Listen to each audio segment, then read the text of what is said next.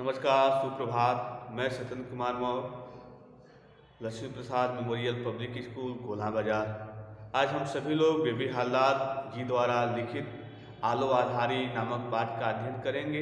इस पाठ के माध्यम से बेबी हालदार यह बताने का प्रयास करते हैं कि किस प्रकार से पुरुषवादी प्रधान समाज में किस प्रकार से जो पुरुषों के द्वारा बनाए हुए जो नियम होते हैं वह महिलाओं में किस तरह से वह जबरियन थोपने का प्रयास किया जाता है। और ऐसे स्थिति में बेबी हालदार इस पाठ के माध्यम से ये भी प्रेरणा देने का प्रयास करती हैं कि किस प्रकार से जीवन में आए हुए जो समस्याएं होती हैं, जो मूलभूत जो आवश्यकता होती है, रोटी कपड़ा और मकान, उन सभी आवश्यकताओं से वंचित होने के बावजूद भी व्यक्ति अपने आप को जिस प्रकार से विषम परिस्थितियों में अपने आप को खड़ा पाता है, उन विषम परिस्थितियों से भी निकलने का कोई न कोई मार्ग होता है।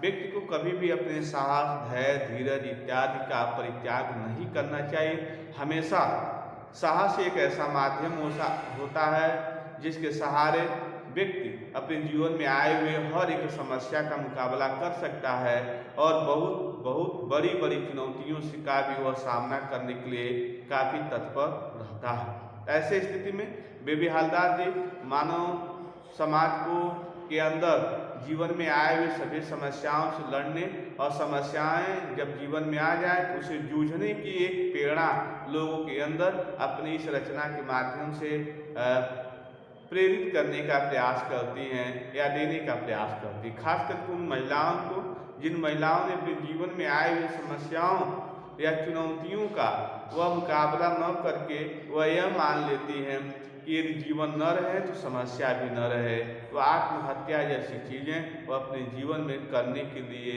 वह ऐसे मार्ग का चयन करती हैं जो सामाजिक दृष्टिकोण से या एक मनुष्य एक संसार का सबसे बुद्धिमान या सचेत प्राणी होने के नाते इस दृष्टिकोण से भी वह अनुकूल नहीं है कि हम आत्महत्या करें। वह अभी किस वजह से अपने जीवन में आए हुए परेशानियों या मुश्किलों या समस्याओं को देखते हैं। तो ऐसे स्थिति में हमें कभी भी इन समस्याओं से परेशानियों से लड़ने की आवश्यकता है, न कि इससे घबरा कर हमें इसके सामना करने से अपने आप को वंचित नहीं करना चाहिए। और ऐसे स्थिति में वह यह भी बताने का प्रयास करती हैं कि किस तरह से समाज में आने वाला जो परिस्थिति होती है वह हमेशा एक समान नहीं होती है। परिस्थितियां हमेशा वह बनती हैं, बिगड़ती हैं और इस तरह से वह बनती बिगड़ती परिस्थितियों के माध्यम से किस तरह से जो व्यक्ति होता है वह अपने आप को समायोजित करने का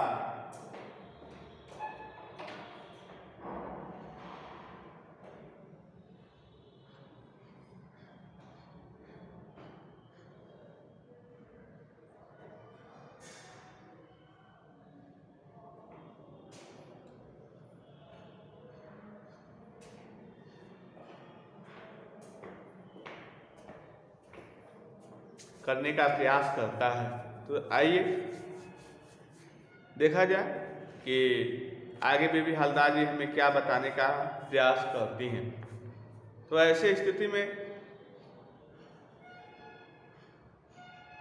आप देखेंगे कि इस घर में मुझे सुखी सुख था, फिर भी कभी कभी मेरा मन उदास हो उठता था। कहते हैं कि तातुश के घर में उन्हें सभी प्रकार की सुविधाएं थीं, लेकिन फिर भी उनका मन उदास हो पड़ता था। और इस तरह से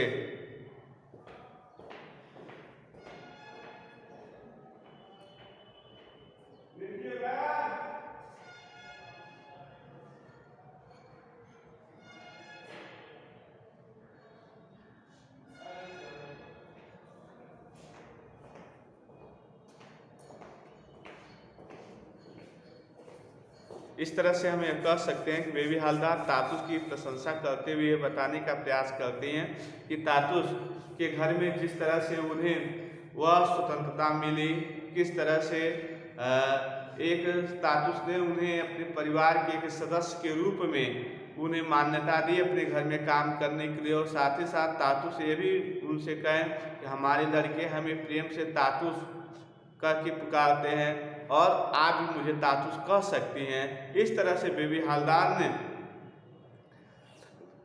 को तातुस अपनी बेटी के समान मानते हैं और साथ ही साथ उनके बच्चों को भी अपने परिवार के एक सदस्य के रूप में वह देखने का प्रयास करते हैं। इस तरह से जो आत्मीयता होती है तातुस और बेबी हवलदार के बीच में जो संबंध होते हैं, एक मालिक एक नौकरानी के बीच न रहकर एक पिता और एक पुत्र के बीच में जो संबंध होते हैं, इस तरह के संबंध दिन पर दिन पनपते चले जाते हैं। और इन संबंधों के जो भाव होते हैं, जो गहराई होती है, वह दिन पर दिन बढ़ती चली जाती है। यह भाव उस समय जब अपने पराकाष्ठा पर पहुँचे, जब बेबी हवलदार से वह यह कहते हैं कि पढ़ने लिखने की जब बात करते हैं, उन्हें पढ़ने लिखने का अवसर प्रदान करते हैं और साथ ही साथ उन्हें यह कहते हैं कि जो पढ़ो उसके बारे में थोड़ा लिखने का प्रयास करो।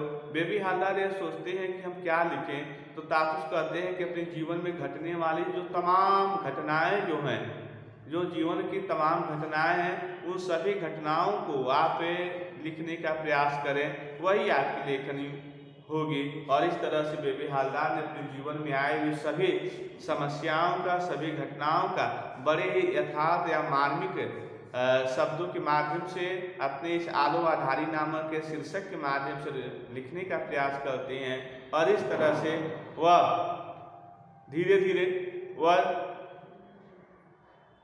प्रकाशित होनी शुरू होती है और इस तरह से पाठकों के मन में एक प्रेरणा जगाने का प्रयास करती है। और इस तरह से लोगों के अंदर जब ये चीज़ें आती हैं तो लोग उनकी रचनाओं को काफ़ी इंतजार करते हैं और पढ़ने का प्रयास करते हैं। इस तरह से तातुस के लड़के भी खुश हैं।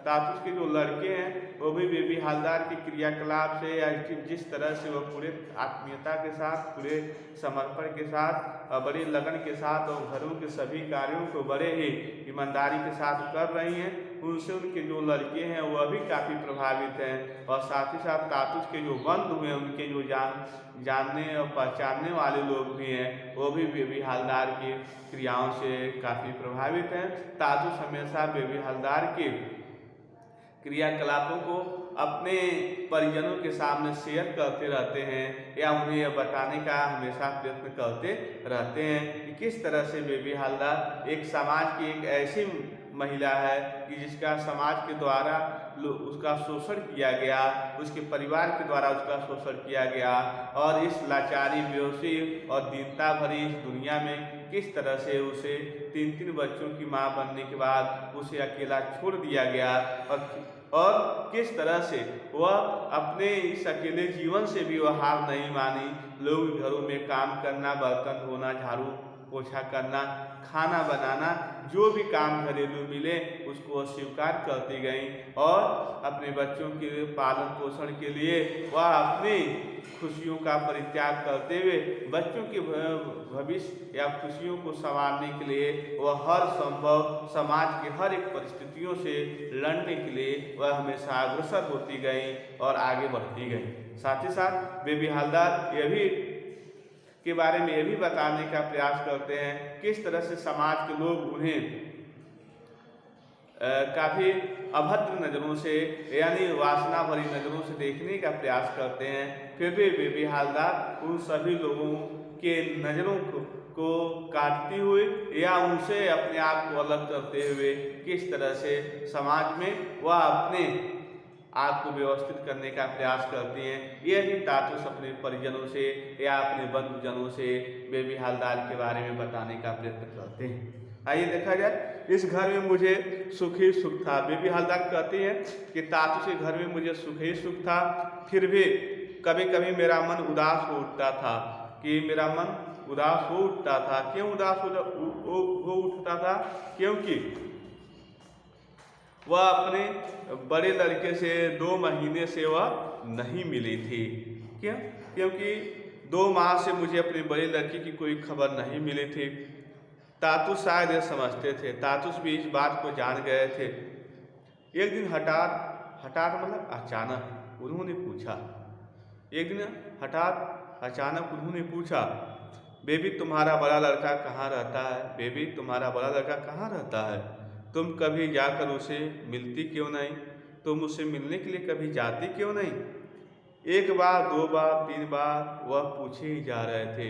वह एक नहीं, दो बार नहीं, तीन बार नहीं, बार बार इस बात का वह जिक्र किए ही जा रहे थे। मैं कोई जवाब नहीं दे पा रही थी और तातुस के इन प्रश्नों का कोई मैं जवाब भी नहीं दे पा रही थी। फिर जवाब नहीं दे, कुछ देर बाद मुंह नीचा किए मैं बोली, मुझे तो पता ही नहीं वह कहाँ रहता है। फिर मैं अपने सिर को नीचे किए हुए कहती हूँ कि मुझे तो इस बात का पता ही नहीं कि मेरा लड़का कहाँ रहता है। तातुस चौंक कर बोले। तातुस आश्चर्यचकित हो गए और बोले, यह क्या बेबी, तुम्हें पता ही नहीं तुम्हारा लड़का कहाँ रहता? तुम्हें पता ही नहीं इस बात का तुम्हारा लड़का कहाँ रहता है? मैंने कहा, उसे जो लोग ले गए थे वे मेरे घर के पास ही रहते थे। जो लोग उसको ले गए थे वह पहले मेरे घर के पास ही रहते थे। मैंने उनसे पूछा था, उन्होंने यह तो बताया था वह किस जगह रहता है। वह यह भी बता दिए थे वह किस जगह रहता है, लेकिन उन्हें उसके घर का नंबर ठीक ठाक मालूम नहीं था। और इस तरह से उन लोगों को मेरे बच्चा जहाँ रहता है, मेरा लड़का, उसके घर का नंबर भी ठीक ठाक मालूम नहीं था। वह किस जगह रहता है लेकिन उन्हें उसके घर का ठीक नंबर मालूम नहीं था। उन्होंने जो जो नंबर बताए थे वहाँ मैं गई थी, एक बार नहीं कई बार। और जो अंदाज से उन्होंने नंबर बताए थे, मैं उन घरों का में गई थी, एक बार नहीं कई बार गई थी, लेकिन हम हर बार घूम फिर कर लौट आई, लेकिन उसका कोई पता नहीं चला। हम वापस ही लौट आए। बस इतना भर सुना है कि उस घर के मालिक की यहीं कहीं दवा की दुकान है। बस इतना ही सुना है कि जिस घर में हमारा लड़का रहता था, उस घर के मालिक की यहीं पर इसी शहर में कोई दवा की दुकान है। फिर मैंने दो एक लोगों से पूछा भी, लेकिन किसी को ठीक से पता नहीं। मैं एक दो लोगों से पूछा, लेकिन ठीक से लोगों को इस बात का भी पता नहीं। तातुस चिंतित होकर बोले, यहाँ तो दवा की बहुत सी दुकानें हैं। तातुस चिंतित हो गए और बोले, यहाँ तो दवा की बहुत सी दुकानें हैं। उस दिन उन्होंने और कुछ नहीं कहा। उस दिन उन्होंने मुझसे और कुछ नहीं कहा। अगले दिन सवेरे मुझे बुलाकर उन्होंने कहा, अगले दिन बुलाए सवेरे और कहा, वे लोग जब तुम्हारे लड़के को ले जा रहे थे तो उसे छोड़ने से पहले उनसे तुम्हें सब कुछ अच्छी तरह जान समझ लेना चाहिए था ना। तो बेबी हवलदार को कहते हैं, जब वे तुम्हारे लड़के को ले जा रहे थे तो उन्हें छोड़ने से पहले तुम अच्छी तरह से मूल्यांकन कर लेना चाहिए था ना। तुम्हें पता है ऐसे में न जाने क्या हो सकता है, ऐसे में न जाने क्या हो सकता है। उनकी बात सुनकर मैं चुप रही आई। उनकी बात सुनने के बाद मैं चुप रही आई। कुछ ही क्षण बाद वह बिना मुझसे कुछ कहे बाहर चले गए। कुछ क्षण बाद वे मुझसे बिना कुछ कहे बाहर चले गए और 3 घंटे बाद आए और लगभग 3 घंटे बाद वापस आए। आते ही जैसे ही घर पे आते हैं, आते ही फ़ोन करने लगे और फ़ोन करने लगे। मैं किचन में खाना बना रही थी। उस समय मैं किचन में खाना बना रही थी। मैंने सुना वह किसी से बातें कर रहे हैं। मैंने उनकी आवाज़ हल्की सी सुनी, वह किसी से बात कर रहे हैं और साथ ही साथ मुझे बुला रहे हैं और साथ ही साथ मुझे आवाज़ भी दे रहे हैं, बुला रहे हैं, बेबी बेबी सुनो सुनो। मैंने सोचा वह इस तरह मुझे क्यों बुला रहे हैं, मैंने सोचा इस तरह से वह क्यों मुझे बुला रहे हैं। मैं जल्दी से उनके पास जाकर खड़ी हो गई। मैं जल्दी से उनके पास जाकर खड़ी हो गई। वह फ़ोन पर बात किए ही जा रहे थे। वह फ़ोन पर मुझसे बात किए जा रहे थे। बातें करते करते वो मुझसे बोले, लो बात करो, लो बात कर लो। मैंने पूछा कौन है, किसके साथ बात करूं, किसके साथ मैं बात करूं। वह बोले, बात तो करो ना। पहले तुम बात तो करो ना। फिर देखो कौन है। मैंने फ़ोन कान से लगाया, पता नहीं कौन हलो हलो किए जा रहा था। न जाने कौन उधर से हलो हलो किए जा रहा था। मैं उसकी आवाज़ पहचान नहीं पा रही थी। मैं उसकी आवाज़ पूर्णतः पहचान नहीं पा रही थी। कान पर से फ़ोन हटा, कान पर से मैंने फ़ोन हटाया। फ़ोन हटा, मैंने तातुस से बोला, कौन बात कर रहा है, कौन बात कर रहा है? वह बोले, अरे तुम अपने लड़के को नहीं पहचान रहे हो? तुम अपने लड़के को ही फ़ोन पर नहीं पहचान पा रहे हो? मैं चौंक कर बोली, ये मेरा बाबू। मैंने फिर फ़ोन कान से लगाकर कहा, बेटा बेटा मैं तुम्हारी माँ बोल रही हूँ। वह बोला, माँ माँ कौन बेबी? मैं बोली, हाँ बेटा मैं तेरी माँ। बेटा तू कैसा है? वह बोला, माँ माँ मैं बिल्कुल ठीक हूँ माँ, मैं यहाँ अच्छी तरह हूँ। उसकी बातों से मुझे लगा मेरा लड़का बड़ा हो रहा है, और इस तरह से उसकी बातों से लगा कि मेरा लड़का बड़ा हो रहा है। तो बेबी हवलदार को क्यों लगा कि उनका लड़का बड़ा हो रहा है?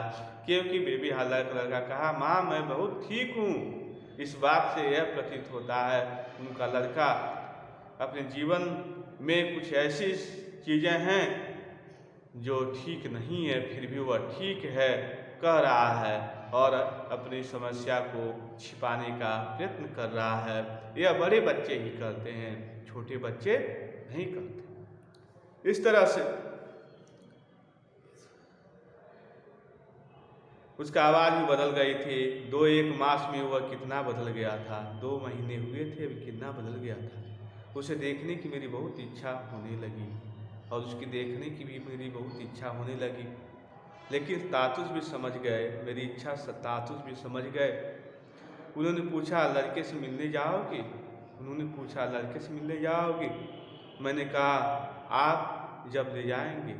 और इस तरह से जाओगी? बताओ कब जाओगी?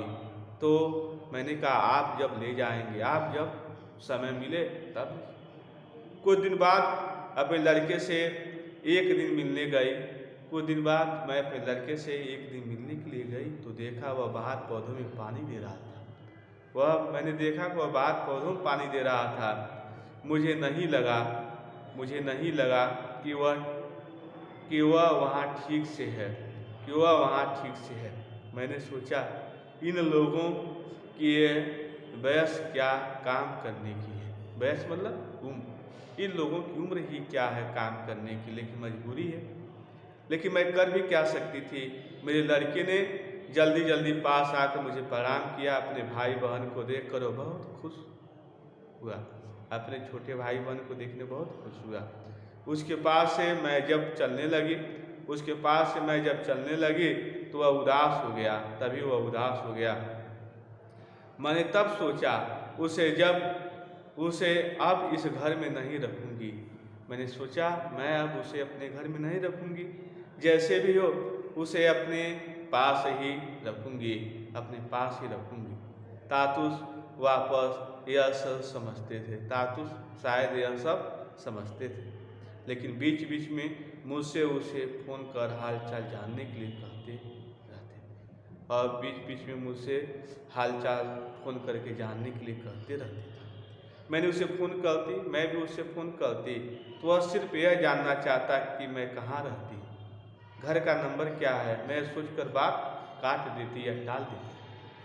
कहीं वह बिना किसी को बताए मेरे पास आ गया तो तातुस क्या सोचेंगे? यही ना कि 2 बच्चे पहले से थे, एक बच्चे को और बुला लिया। वह बातों बातों में कहती भी थी कि उसके वयस का लड़का उन्होंने कभी नहीं देखा और कहते भी थे कि उसके वयस का लड़का कभी नहीं रखा। उनकी यह बात मुझे कभी कुछ दुखी ही करती थी। मैं सोचती कि इसका मतलब क्या है, उन्हें मेरे लड़के पर विश्वास नहीं है। वह कभी यह क्यों नहीं कहते कि अपने लड़के को कुछ दिनों के लिए ले आओ। वह मुझे और मेरे बाकी दोनों बच्चों को इतना चाहते